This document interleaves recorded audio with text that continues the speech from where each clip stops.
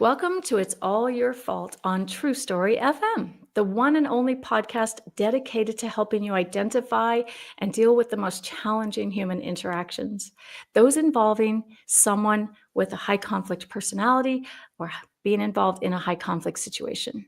I'm Megan Hunter, and I'm here with my co-host, Bill Eddy. Hi, everybody.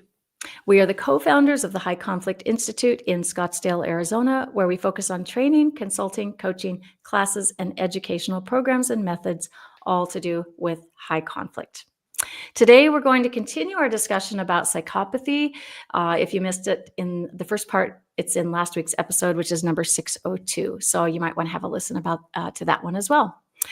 Today, before we start, please send your questions to podcast@highconflictinstitute.com or on our website at highconflictinstitute.com/podcast, where you'll also find all the show notes and links. Okay, Bill, so we were talking quite a bit last week about psychopathy, and we started by talking about this article. It was actually a podcast about Berkeley Voices. In Berkeley Voices, psychopathy goes undetected in some people. And the question is why? And they'd identified that the cost of psychopathy to the U.S. criminal justice system is upwards of $460 billion with a B every year. So this article goes on to talk a lot about what psychopathy is and isn't. And so we're going to continue with that today. We finished up last week talking about traits and dimensions of personality. And now we're going to start today talking about whether someone can switch. Like, can a flip be switched and suddenly someone's a psychopath?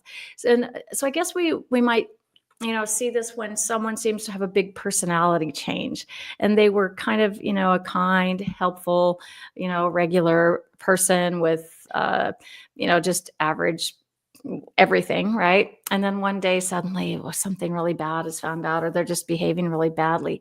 Have they instantly become a psychopath if they're lying and they didn't do that before?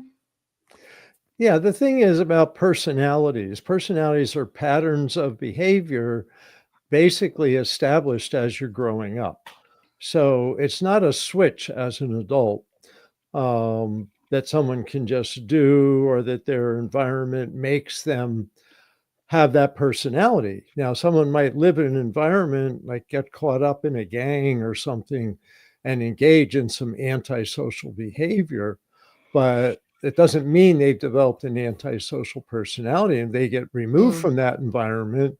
They might not have that antisocial behavior anymore. So basically, adults' personalities are formed really by the time you're about 20, much of it by 5 or 6.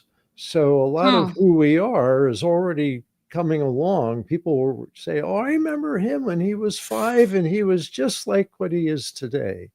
Now, if at 3 they'd have been around that child, would the child have been like that? Probably not. So a lot of this is like by 5 or 6 where you've internalized a lot. 3-year-olds, actually an interesting side note, 3 is the most violent age in the adult lifespan. And you've probably had experience with that. Just a little bit. And my middle child has a soon-to-be 3-year-old. Yeah. So 3-year-olds have the power and the energy and the drive without the inhibitions. But by 5 or 6, you've pretty much got to learn some inhibitions if you're going to get along at school and society. And so that kind of learning by 5 or 6, you've got a lot of your social, like who's more aggressive, who's more passive, who talks a lot, who doesn't talk much. Often that's going by 5 or 6, but you can make a lot of changes then. And so, personality development's a result basically of 3 things: your genetic tendencies, your early childhood, like by 5 or 6, and the cultural environment you're in. So if you're in a drug dealing culture, that as you're growing up, that may, affect your personality development. On the other hand, if your parents were in a drug dealing culture and you were adopted at birth by someone with very, successful, well-to-do environment, you might not develop Hmm. those. But you might, because the genetics might be so strong. So it really There's a varies. chance. Yeah. Yes. Just kidding.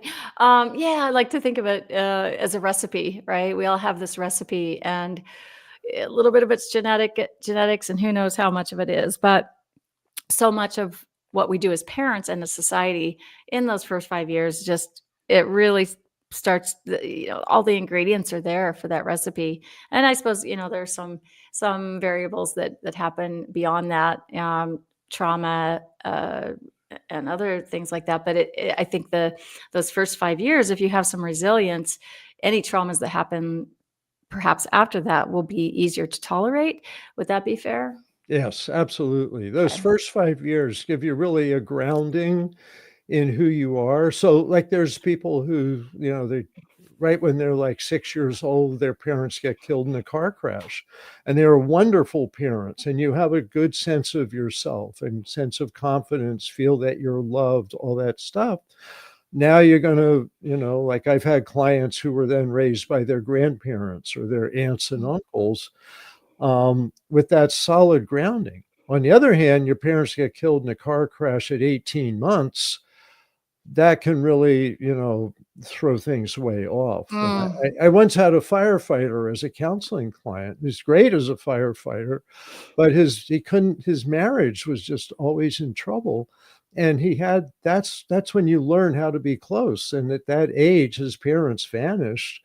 He went to his grandparents for a year. Then they realized we really can't raise like a 3-year old. So then he went to his aunt and uncle and actually did well. But those early bonding for close relationships like a marriage, that part was messed up.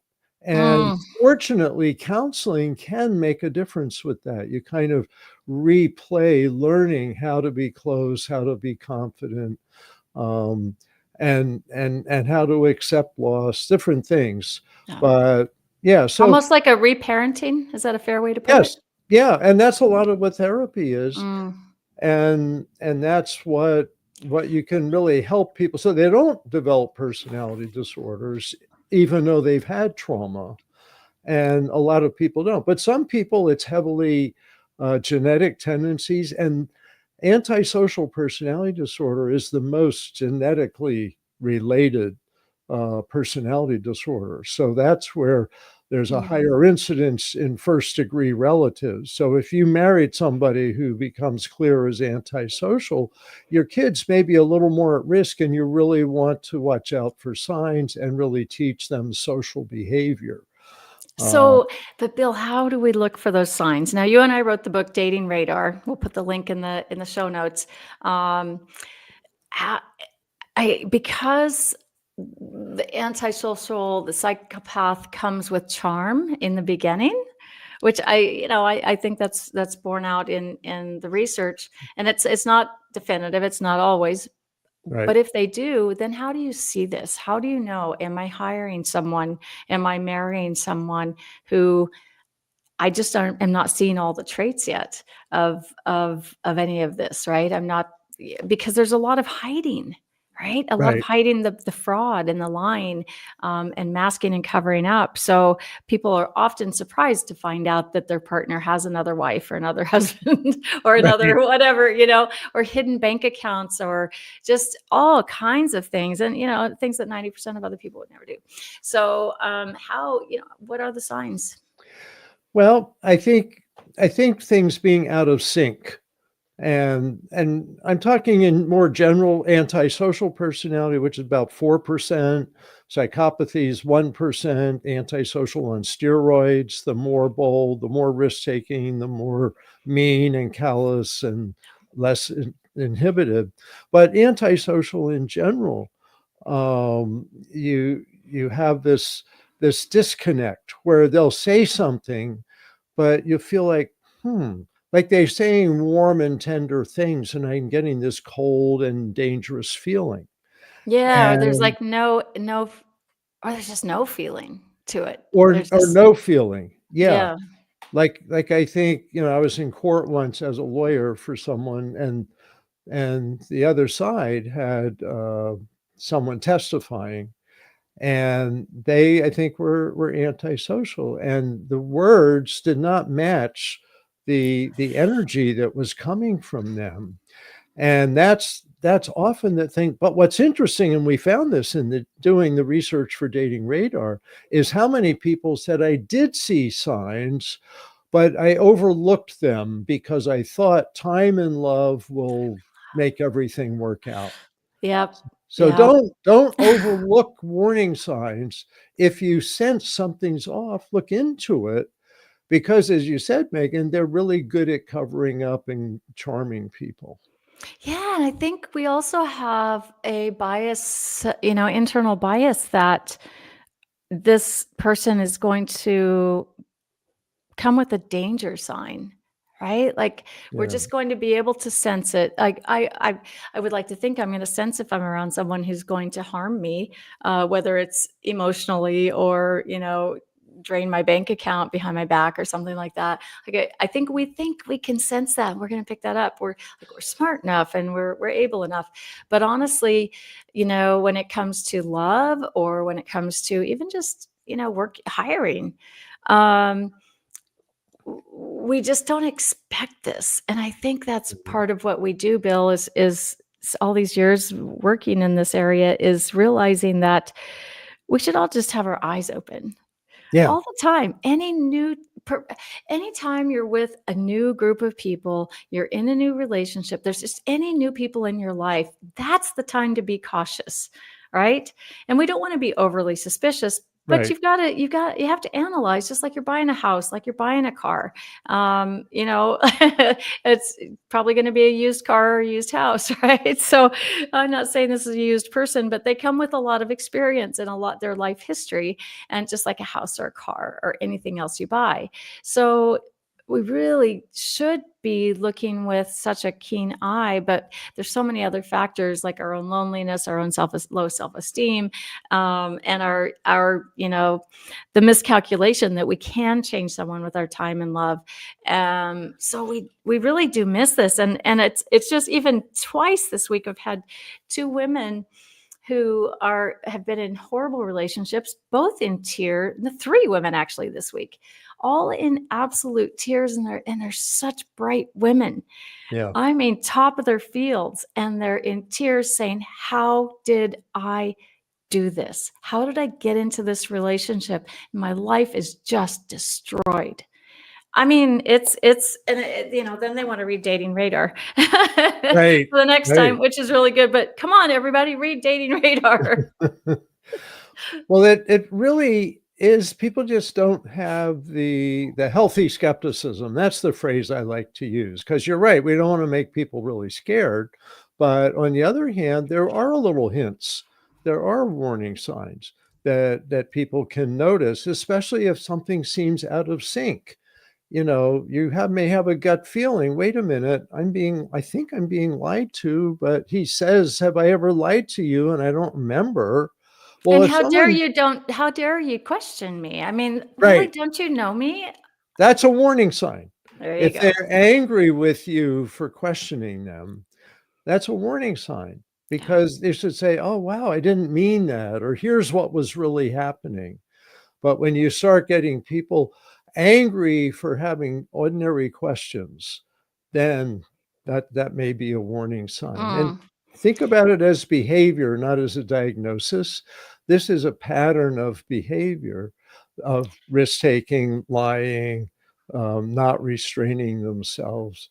And and also, here's one to be suspicious of in relationships, is the person, and as I said, this is more male than female, about 75% male, 25% female for antisocial. Mhm. And I'd say with psychopathy, I don't know, but it's probably even more male.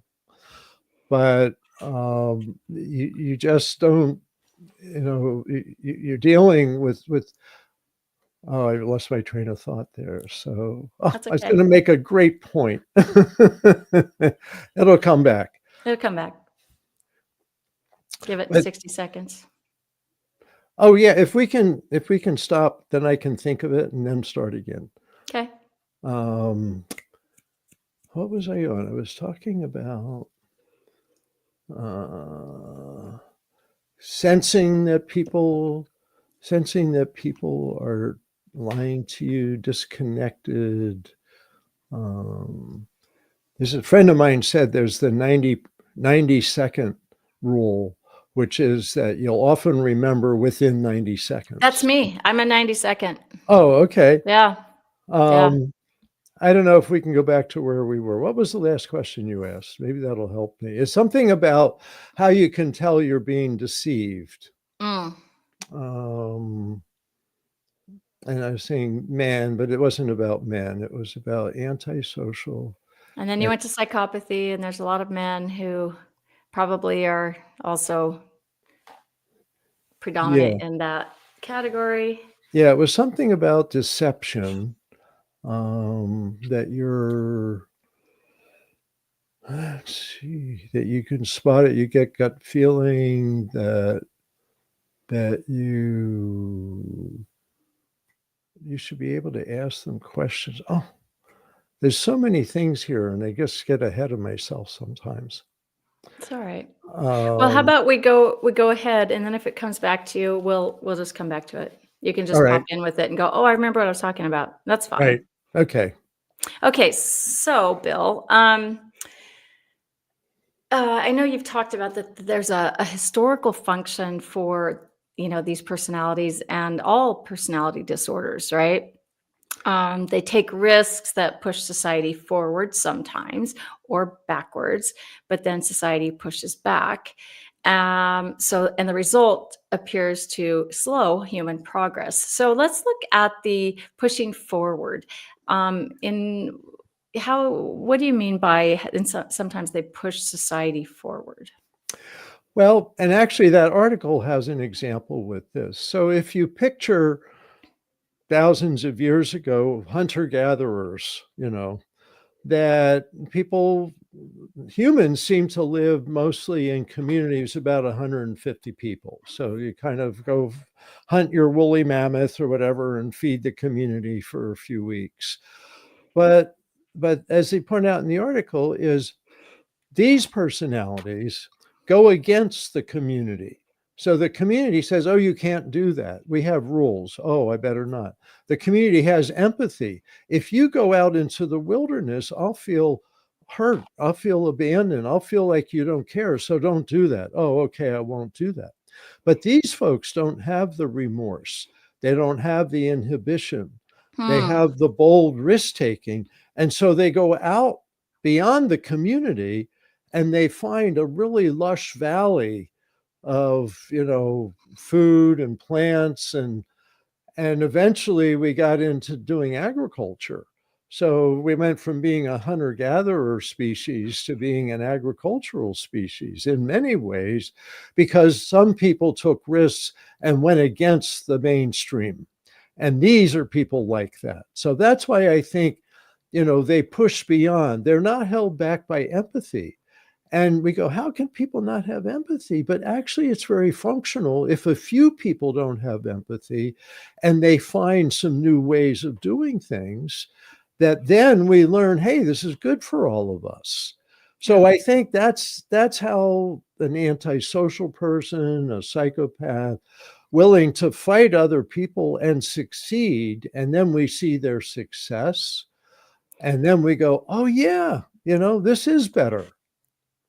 So that's the positive side, and then when it comes to interacting and having relationships with someone like this, it means that you're probably going to have to set a lot of limits, have a lot of boundaries, right? Because they aren't going to restrain themselves maybe in other areas where it is a benefit for them and maybe their tribe, that they can go out and break the status quo, take some big risk, and it benefits society as a whole. But then in other areas, like what are those other areas where it doesn't necessarily benefit?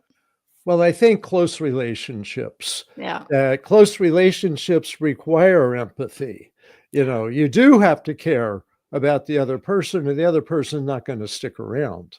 And so they have some very bumpy relationships where they, alienate the other person, or maybe even are violent, because a lot of these folks are violent. Part of psychopathy is comfort with violence.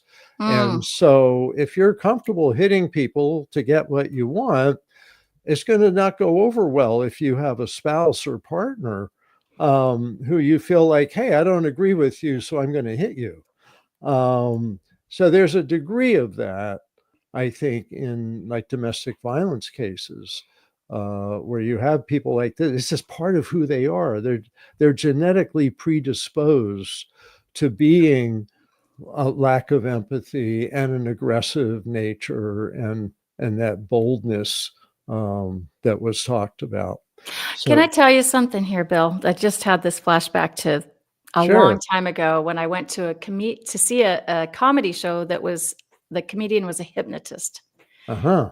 And they put there were an equal number of men and women on the stage, and they were all we were from a small community, so you know everyone and you kind of know their personality. But there were a few people on stage who were who we didn't know.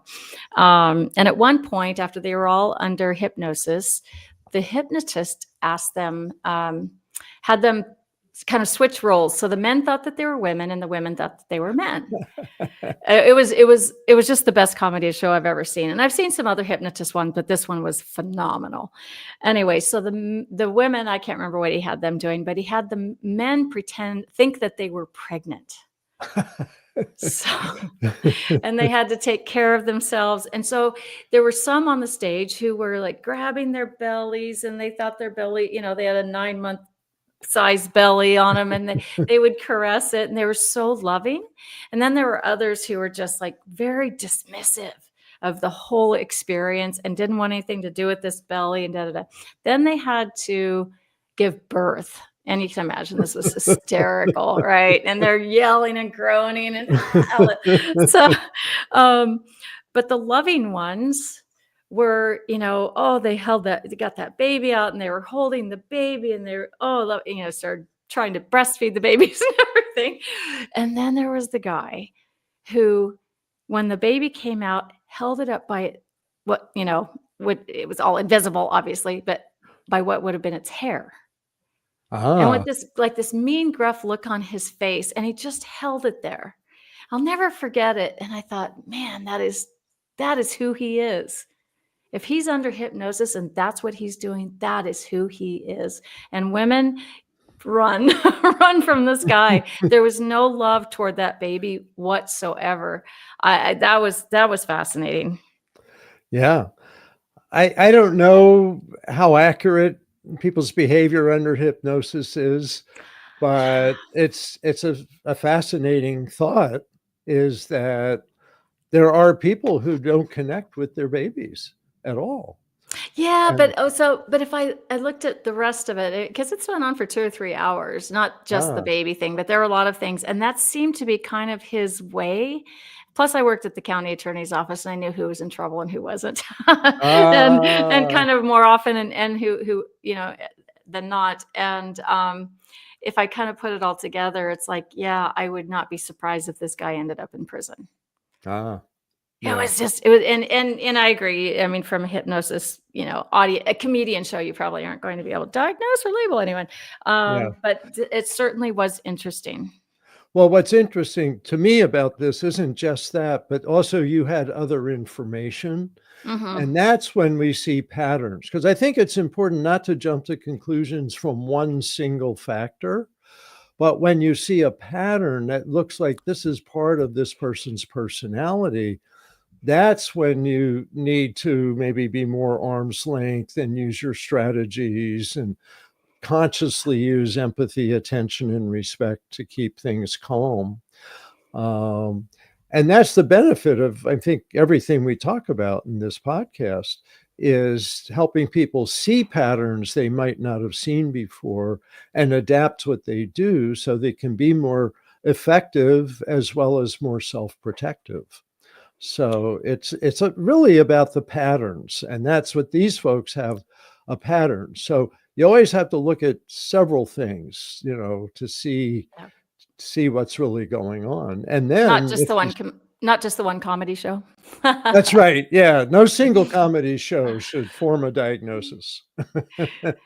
It was But just a clue, a clue. yeah, no. And I think those are things that people miss. And Yeah. hopefully listening to this, they'll go, oh, I am starting to see this pattern here. There's And this then and this and this. right. Okay, let's say someone is kind of seeing this and they've felt confused because I know with antisocial, that's one of my biggest tells is when I feel confusion. Like maybe Yeah. I need to help them or maybe I need to believe them, but things aren't quite lining up and the dots aren't connecting and their words aren't matching their actions. And then my helper personality wants to come out and really help. It's just I get confused. So that's really a key. So now you've kind of thought, oh, I wonder if this is what I'm involved with. This seems really, really spot on. What then should a person do? Let's say they're in a romantic relationship, maybe married, maybe not, doesn't matter. Um, Number one, I think we all know by this point, if you've been listening to our podcast for any length of time, that you don't go tell someone that they're a psychopath Right. or high Right. conflict or have a personality disorder because it really won't go well for anyone. So, but let's say, Bill, that you did say to your partner, look, I was listening to this podcast and I discovered that you probably, I hesitate to tell you this, but I think it could really help you to learn that you have antisocial personality disorder. And one step beyond that, you might be a psychopath. But I'm sure there's help for you. Yeah, Right? I that's a mean, conversation not to have. don't Not have that conversation ever. you have that conversation with a therapist or a lawyer Or and in your own figure out, head. or in your own head. But if that is who you're dealing with, you need to develop a strategy to protect yourself and to see if you are going to want to move out of that relationship. You need to do it very, very carefully because, especially, the violent part, when you separate from folks like this is when you're most at risk. They're happy when you're under their thumb and you're agreeing and doing everything they want you to do. They're not happy when you're challenging them, or if you say, I'm going to leave you. There's people that have been killed on their way out the door after saying, Yeah. I'm going to leave you, because they can't stand that. They want the power and control over The someone. So dominance. you talk to somebody else first and develop a strategy and talk about the patterns you're seeing. Now, there's a whole continuum here, there's a whole range. And so you can't assume like your partner has some things we talked about today that may or may not mean they have a personality disorder, may or may not mean they're antisocial. All of this stuff are human traits. It's just that they have like an overdose of one area or another, and that's when it becomes like a personality disorder, Mm, because it's one area that's really stuck and dysfunctional, isn't working. yeah. So now you've kind of are getting an idea that the person you're with or someone in your life may have this pattern. Um, what's the likelihood of successful treatment? Number one, can you get someone into treatment, any kind of therapy for this? Well, let me just say, in general, people with personality disorders can't see their part in the problem, and so generally they don't seek treatment. Now, some people say with borderline personality disorder, they read about it on the internet. They go, oh, I'm kind of like that. And they may look into some treatment. Borderline is actually one of the more treatable personality disorders. This is maybe the least treatable, especially if it's genetically based. This is And how this person is wired. and especially if they're not a teenager or younger, right? Right, right. If they're an adult, then to my knowledge, we don't have a good therapy for them. Yeah. Now, a footnote with this, a cautionary note, is some people say recognition therapy has had some success with people with antisocial personality disorder. And it's a kind of therapy that kind of teaches them step by step pro-social behavior, and how to manage their antisocial instincts. So I don't want to say there's absolutely no treatment, but there's not much because it's so hardwired for so many people. And they're Now, not gonna go to it voluntarily, more than likely, right, they're right? This not is going to something seek that's it. court ordered or, in some maybe under incarceration, something like where they're forced to take it. Or if they'll take it to make themselves look good-ish. Yeah, I mean, that's maybe more along the it's a lot of narcissistic, but it's a lot of work to just do to look good. So it's usually ordered. So for example, domestic violence treatment, in that series that we did for High Conflict Institute, where mhm. we interviewed 16 experts, one of them does treatment for domestic violence, David Wexler. And he said about 70% make progress over the course of a year and are less likely to be violent and more likely to have some empathy for their spouse. And they said, what's up with the other 30%? And he says they tend to be the psychopaths. Hmm. And they're not going to learn and they're not going to change because they're so hardwired. That seems to be one of the traits of psychopaths is they're so hardwired that you don't have the ability to impact them. And you need to protect society from the more extreme ones. So that 30%, there's domestic violence. I mean, there's just no way to have a good relationship, right? I think, it's the idea of a bit living in a violent relationship. Very few people want that. And it's my experience, well, being a divorce attorney, a divorce mediator, has been I'm involved with people when they want to get out. Yeah, And so sadly, some people really feel trapped, like he would kill me if I left, so I'm not going to leave. yeah. Um, but this isn't a happy relationship, and these aren't happy people. That's another thing is they really except when they're dominating others for a moment. It's maybe like a cocaine high they get from dominance from time to time, but most of the time they're on edge, irritable, unsatisfied, unhappy, and the people around them are on edge, irritable, and unsatisfied and unhappy. Mm, mm. Yeah. I think you'd really lose yourself in a relationship with someone like this and, Yeah. just be constantly on edge and that. So, well, I mean, this is really fascinating. And thank you, Netflix, for giving us lots of opportunity to learn about it. Um, Yeah, and if there's $460 billion spent by the US justice system on the care and treatment, I guess, of psychopathy, it looks like there's a lot of work that needs to be done in parenting those kids from 1 to 5, right? And beyond. I mean, yeah, definitely and beyond, because you're creating a future menace to society or contribution to society, right? exactly. So, Yeah. And that's the thing. It's 10 or 12. This stuff is showing up for most. And do something. Look into it. yeah. Get them help. Get them help. Exactly. And if you're involved with someone, that you suspect, may have this, or, you're in an abusive relationship, do like Bill says, and, talk to a therapist, talk to a lawyer, even talk to law enforcement, or talk to a few people, right? Because you Get can, help. yeah, Get get help. help, and maybe from more than one source, because sometimes, um, as in one case this week, the person went to their workplace and said, "I'm not safe at home. I'm being abused physically." And work just said, "Get a restraining order." And then just nothing else.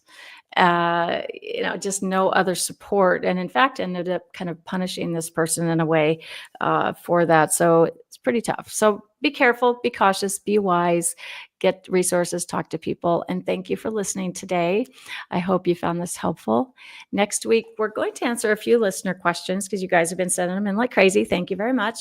And we're going to talk about exactly what I just mentioned, what to do if you're an employer and or in any type of organization, and you have someone who comes to you that either needs help in a high conflict situation, dealing with a high conflict individual, or you have a high conflict individual, that might be harming those around them in some way. So we're going to discuss that next week. Until then, send your questions to podcast@highconflictinstitute.com or submit them to highconflictinstitute.com/podcast. And I did want to say that this week, Bill, you went somewhere really cool. Well, I went to Hawaii and had a wonderful time. I got to speak there for a day and a half and then take the other rest of the week as a vacation. So very wonderful time. Love the people Nice. there. Love the people there. Yeah, that's great. And while he was gone, I went on a cruise in the Caribbean. Or is it Caribbean? I never know which way to say it. Had a wonderful time, met some great people. And so we are very grateful for all of you listeners. Until next time, keep learning and practicing the skills. Be kind to yourself and others while we all learn to keep the conflict small and find the missing piece.